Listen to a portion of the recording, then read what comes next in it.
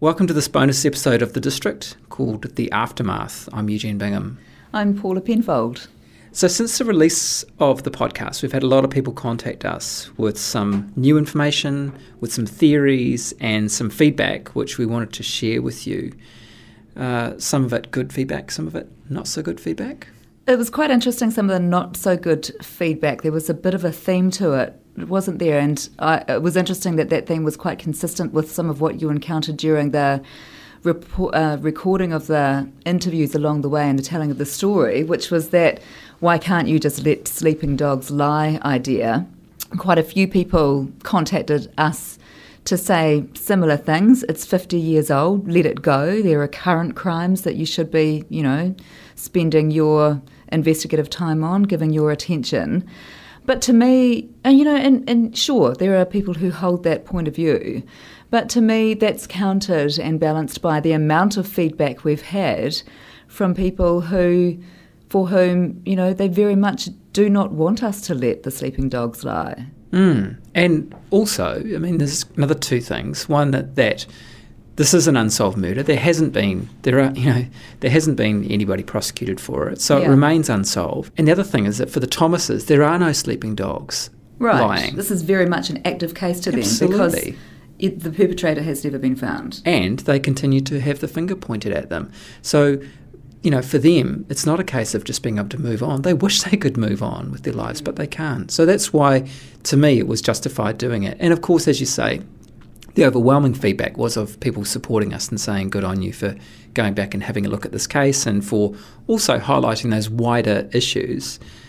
So it falls into two main areas, really, doesn't it? Most of the feedback, which are the theories about the murders themselves and, of course, the conduct of the police. Yeah. And there was also reaction from some family members on the periphery of the case, and which is a reaction that kind of speaks to the intergenerational impacts of injustice that we dealt with in the podcast. And you heard from Pat Booth's family. It's really interesting, isn't it, that concept of the intergenerational effect of any injustice. This happens to be the one that we're looking at in this instance. But one, in terms of the tentacles that spread so far in a case like this, one that I'd never thought of was about the journalism involved. So we had contact from the son of Pat Booth, who was, of course, the brilliant investigative journalist whose work on the Crewe homicide case exposed the fact of the police planting evidence, that bullet cartridge outside the kitchen window at Jeanette and Harvey Crewe's house. That work with Dr. Jim Sprott, ultimately led to Arthur Allen Thomas being pardoned and then compensated. So Pat Booth's son made contact to say that he was enjoying listening to The District, which was good, but to also point us to a piece of work from Pat's from 1997, which the son says answers all the questions, such as the half-eaten meal on the table and who fed the baby, which of course remains a question of discussion. And this theory of Pat Booth's from 97 is a murder-suicide theory.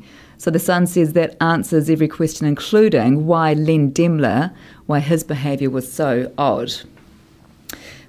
He goes on to say that he met Arthur Allen Thomas and his brother again at his father Pat's funeral last year.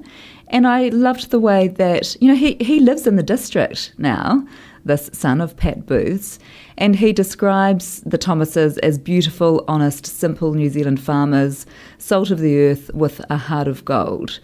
So this idea of the intergenerational aspect and the effects on families is really interesting to me. And it comes through in other cases as well. And we've dealt with other cases of injustice. We've seen it ourselves. And we also heard from the family of Rex Haig, who was found guilty of the 1994 murder of a fisherman on the West Coast, I think it was. Mm-hmm. The conviction was quashed in 2006 because there was serious doubt cast on the reliability of the evidence against him. And the family members had reacted to a piece which ran on the Stuff site as a companion to the podcast. It was a story called The Curse of Injustice and What It Does to People. And they got in touch to say, I don't think anyone has really looked at the far-reaching toll, but you touched on something very real, as we all live through the pain and some are still feeling it now. And that sort of resonates, doesn't it, with what we heard from the Thomas family, from other people, other characters in the district. And those messages remind us of the sort of intergenerational impact of injustice. It just goes on and on and on. And that family member attached a picture of them leaving the Court of Appeal in 2006 and feeling good about the outcome, saying there were happy times. It's quite affecting, isn't it, when you receive stuff like that? Now, we also wanted to talk about the theories and feedback around what actually happened. Some of them are quite well-founded, potentially, but some of them are a little bit out there. Would that be the term? Yeah, I think that's the term we'd use.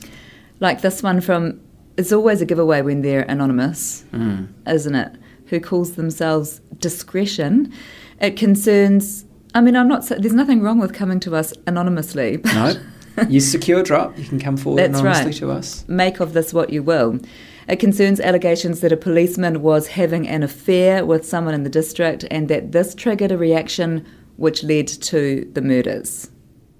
Yeah, it kind of sounds like a daytime soap opera plot, and there didn't seem to be any evidence that backed it up. So perhaps we'll just leave that one there. Yeah. Someone else came forward to say that they'd heard that the killer was someone who'd done work for the crews, had fallen out with them over money. Now, sounds familiar. Yeah, because we've actually heard that theory before. It's not new, but it's a theory that doesn't have any direct evidence attached to it. And so in the making of the podcast, we chose to leave it aside, and there's kind of a good reason to that, because it would seem a little unfair in a podcast about injustice to then perpetuate something that may well be an injustice against someone else. But forgive me for banging on about this, though. That's what happens, as you said in the podcast itself. When there are so many unanswered questions and an unsolved crime, then these rumours persist. They fill the vacuum. That's right. So another piece of feedback came with a string of questions. Who gained from their deaths?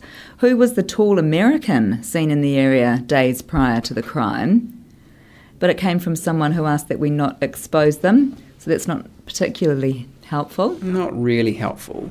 But other messages were more plausible and interesting. We heard from someone who told us about how she had a family member, an ex-father-in-law actually, who at the time of the murders had repeatedly tried to hand in his .22 rifle for testing. So that speaks to the fact that the police were they put out a message saying that they were collecting all the guns in the district for testing to compare them to the murder weapon.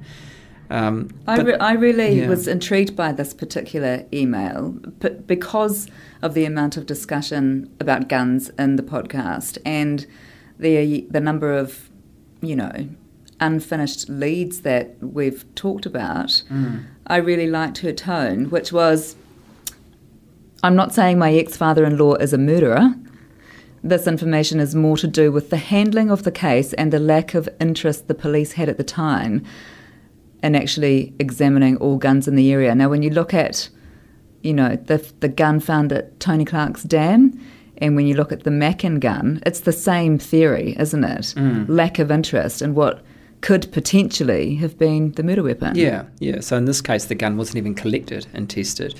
I think there was 60-odd guns that were collected in the district, which the Royal Commission, when they looked at it in 1980, they were pretty scathing of the size or the amount of guns that were collected for testing for comparison purposes. And really, this is just emphasising again that once it seems the police turned their attention to Arthur Thomas, they became fixated with him and they didn't really look elsewhere. They didn't seem interested in casting the net wide at all, did they? Which is what Des Thomas says, continues to say. Should we talk about the Axial Evidence? Which is such a crucial piece of information because it ties the murders to the Thomas farm, right?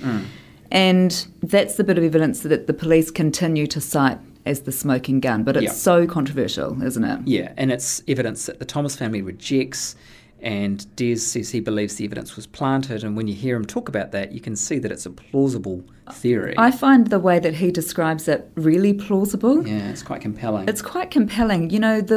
When he talks about it being a farm dump that had been operational as a farm dump for what? How many years by that stage? Well, it was 5 years between when the axles or the stub axles were allegedly put there and when they were found by the police. The guy who finds them, Len Johnston, stands on the bank, jumps into the dump, and he finds them. Together. Which Des had that great line about, didn't he? That you can't find 2 socks in your sock drawer, let alone 2 stub axles in a farm dump that's had years and years worth of farm and household rubbish poured into it. They're right there together. Anyway, he was really compelling and plausible when he described that. Yeah. So we've heard from someone, had an email from someone who is recounting a time that they were at a wreckers yard, and we haven't been able to see this anywhere else. It seems like new information. Back at the time of the murders. Yeah, so back in 1970. And this would have been at the time, the phase of the inquiry where police were trying to establish who owned the axle that had been underneath the bodies. And this person says that they were there when the police turned up and showed the owner of the wreckers yard this axle.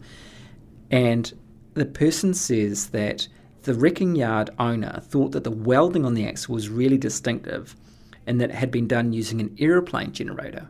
Now, I don't know enough about axles and welding to know the significance of that, but... Do you want me to tell you? Please. What did he say? He's adamant about it, though, isn't he? Yeah. That the police were really interested in it. This is before they focused their attention on Arthur Allen Thomas. Yeah. And so the police were quizzing this wreckers yard owner about it, seemed really interested in it. And what happens? Goes nowhere. Goes nowhere. Goes into the ether. So this person says exactly that. He's never seen it come out anywhere, and given the level of the police interest at the time, he can't understand why not. If there's a clue about what this means, then why wasn't it followed up? Why wasn't it handed on to the defence?